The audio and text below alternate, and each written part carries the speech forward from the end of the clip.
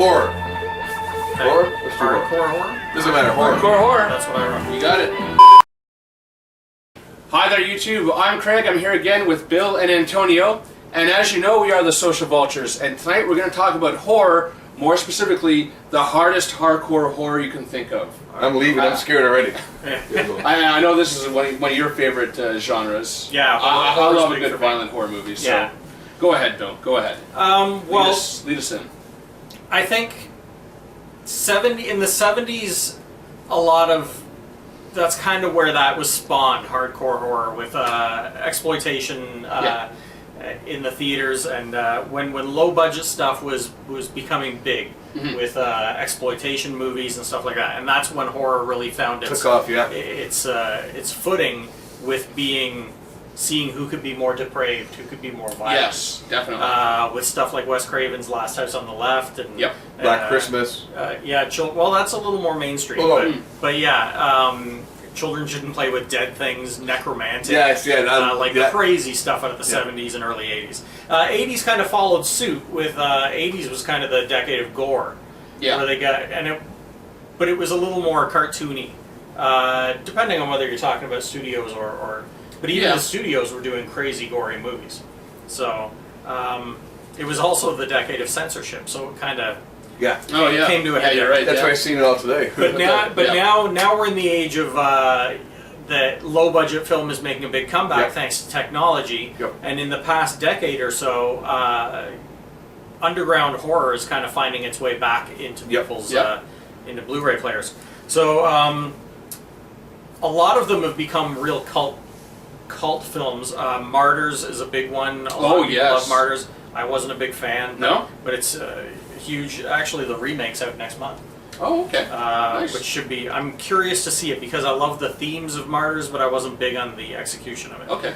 A Serbian film is probably the most notorious hardcore horror movie out right now, and it is pretty. I'd say 95% of the public wouldn't be able to. It's called a Serbian film? A Serbian film, it's called. Okay. 98%, 95% of the public wouldn't be able to handle Serbian film.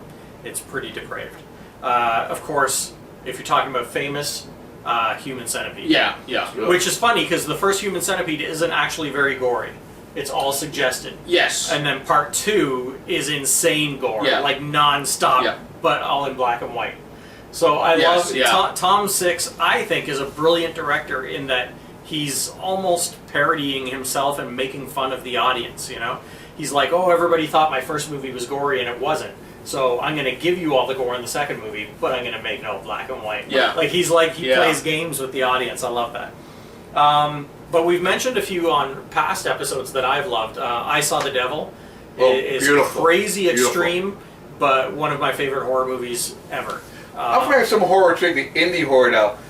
You can rate some like more intense of a thriller than more of a horror. Like, for sure. Yeah. That one we saw, the girl kidnaps the guy before the dance. The Loved Ones. That was crazy. It's a great movie. And one of Michael Fassbender when they're being chased in the forest. That's another Eden Lake. Yeah, Eden Lake.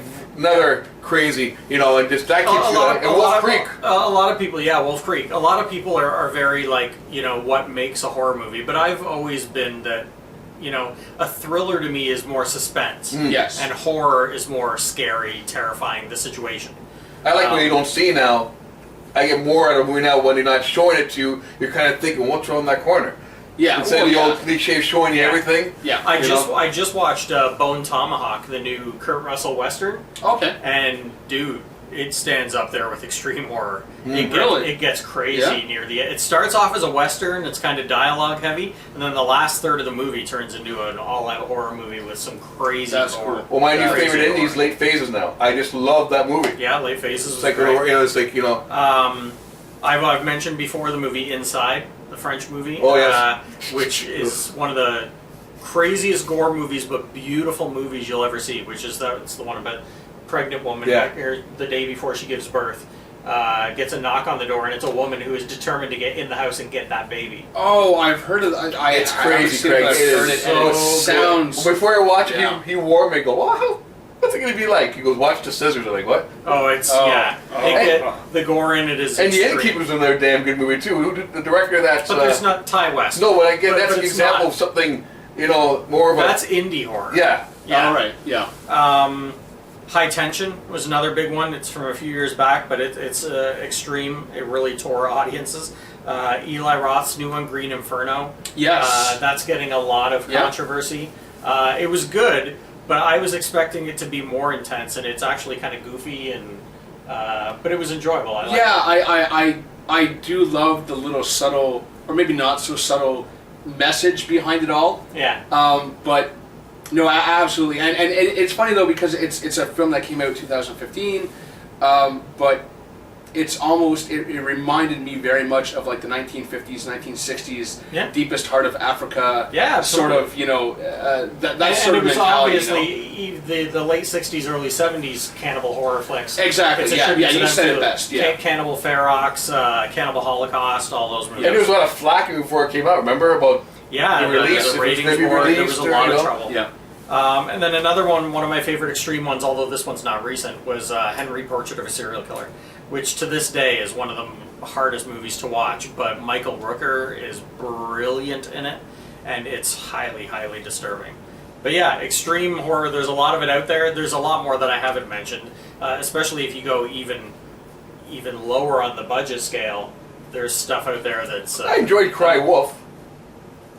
It was alright. That was a studio movie, and it wasn't extreme, and it wasn't indie, so you're way off. So I'm just saying. Thanks for your input. Throw it out there. Throw it out there. So, okay. I like the Addams Family. Did you? That scared me. So, if you could give a recommendation, because this is one of your favorite genres, give the audience 3 of your top hardcore horror genre films that you would definitely recommend. And only 3, no more. I Saw the Devil's on the top of the list. Yep. Inside. And then I'd probably say Henry, Portrait of a Serial Killer. Those would be my top 3. Because they're not only... There's a lot of horror movies you can go out that are indie ones and just watch them because they have gore, but they have nothing else. They don't have good acting, they don't have good writing, they don't have good anything else. They're not filmed well. How about I spit on But your they're grave? like awesome gore. They're alright. They're fun for what they are. But that's a good example though, because they have gore, and the lead in the remake, the actress is good, but pretty cheesy. But those movies, well made, well written, really well acted, and well filmed. So I mean, you're getting everything. They're the complete package for extreme horror. And we could do another episode like on the Asian, the Korean horror movies. Yeah, that's there's a lot. another episode by itself. Yeah. Definitely. Something to do for next time. But Yeah, definitely exactly. we'll get into that. Exactly. But for next time, folks, we gotta get out of here because I'm getting scared and I know I can't sit here anymore. So for Bill, Henry, Portrait of a Serial Killer, And Greg. Jason, and I Saw the Devil. you did? Oh, you pointed at me, bastard. We are the Social Vultures. We'll see you next time.